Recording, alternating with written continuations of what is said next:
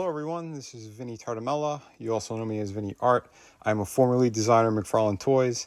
Today I'm reviewing arguably what would be the best McFarlane Batman figure.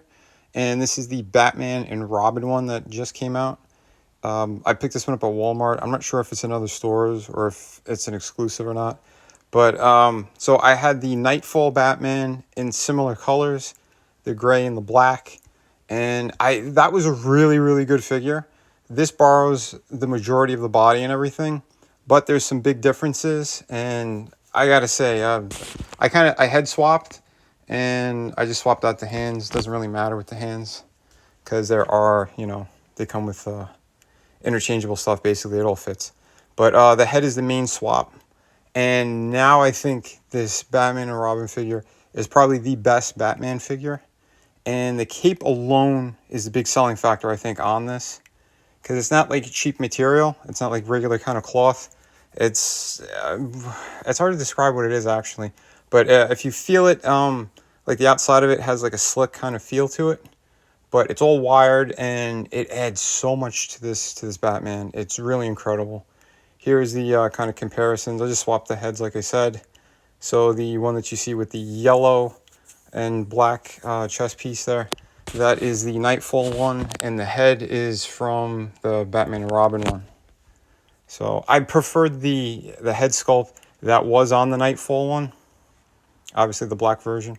But yeah, and as you can see, since it is the same neck joint, it fits perfectly. Ball joint's great, no problem there.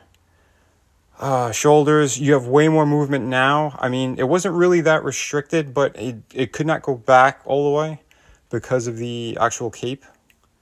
But because we have now a wired cape, you have full range of motion. So that's really amazing with this. I think they got the ball joint to work even better in the torso as well. Between that and the lower by the waist, it feels like it's like a half ball joint or something along those lines. And yeah, you have pretty solid movement. And like the sculpt work on the back is fantastic. And it's a shame, like the other version, like it's all hidden because it was glued and pinned.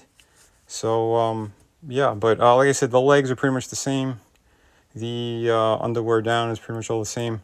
The belt is different, and I prefer the gold over the bright yellow.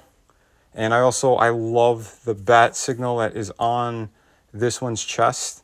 That chest piece is new. I think they modified the Nightfall one, so the chest looks a little bit more narrow. But I think they gave a better range of motion in the shoulders because of that.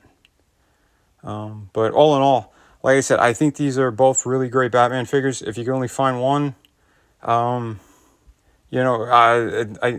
either one is a great pickup. If you could have both of them, I say it's perfect for swapping out the heads and making you pretty much the best Batman.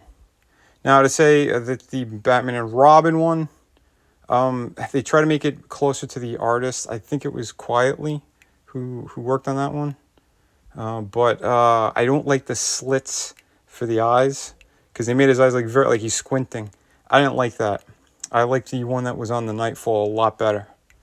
And the chin and the jaw look a lot better on this guy as well. So there you have it. And I like the slight kind of tan on the skin. It's a lot better than the kind of bright pale white that the Batman and Robin one came with. So like I said, here is the cape all kind of flared out. So like I said, this looks really good. I like the shape of it, how they did the cuts on the bottom. But remember, the one downside for the wired capes are, if you play with it too much, you could risk breaking those. You could replace them, like if you open up the ends and you just kind of slide it in. So it wouldn't be a total loss if it did break. You could replace it pretty much, or parts of it rather, the actual wires. But the posability, like I said, it's very crucial, and you don't really realize it until you start fidgeting around and playing around with your figures, and just you could get so many more dynamic poses by just having a cape like that. So I think this is the way he should be doing it from here on out. And like I said, that other Batman figure, it does look good. That kind of rubbery cape, it's a solid sculpt. But there's something that just brings so much more to the table having a wired cape like this. And I know Mafex and some of the other companies, Mezco, they do something similar where they have some kind of cloth or some kind of really nice material along with kind of wired gimmick in there. So I know I have a Superman, I think, from Mafex that he has a wired cape, and it is amazing. You get so much more out of it because it's like a character, you know, on its own. So, and that's what you would want. Oh, the sword is from the White Knight, was it Azrael? Yeah, the Azrael figure. So if you're looking for that, that's what that is. But look how much more powerful of a pose this is. Just what, again, a little more range in the arms, more range in the cape. How much more dynamic you could get it. You know, it looks almost like a McFarlane drawing or a Norm Brayfogle or something like that, you know? And it's cool. Like I said, it's more natural, way better, you know? And like I said, with the swap out head and this kind of style of Batman, the gray's even a darker gray than the previous one. So, because otherwise I was going to actually swap out the arms as well, because I do prefer his gauntlets to have, you know, the 3 points, not 2. This one has 2. That's the only major downside. Yeah, and like I said, you can't really swap it out. You could, but the arms will look a lot lighter. So for that reason, this gets a 9.5 out of 10. Sure, pick up my Volume 3 art book as well. This thing is perfect bound, 64 pages. Absolutely amazing. So you don't want to miss out on this one. Again, this is the Volume 3. It's available right now in Indiegogo for a limited time. Yeah, more information soon on some of my other projects. And yeah, upcoming stuff. There's also going to be a sneak peek at City Venus 2 in this book. So yeah, you're not going to want to miss this at all. Like I said, this is going to be the next major comic book that I am releasing. This one's going to be around 52 pages. Hi, for anyone looking for some amazing comic books, this is part of my collection. I am the artist and creator of Shadow of the Kraken. This is a beautiful pirate story, 52 pages, beautiful artwork. Yeah, everything you need out of a great pirate story, you're right here. We have City of Venus. It's a futuristic story, also another one that I totally created.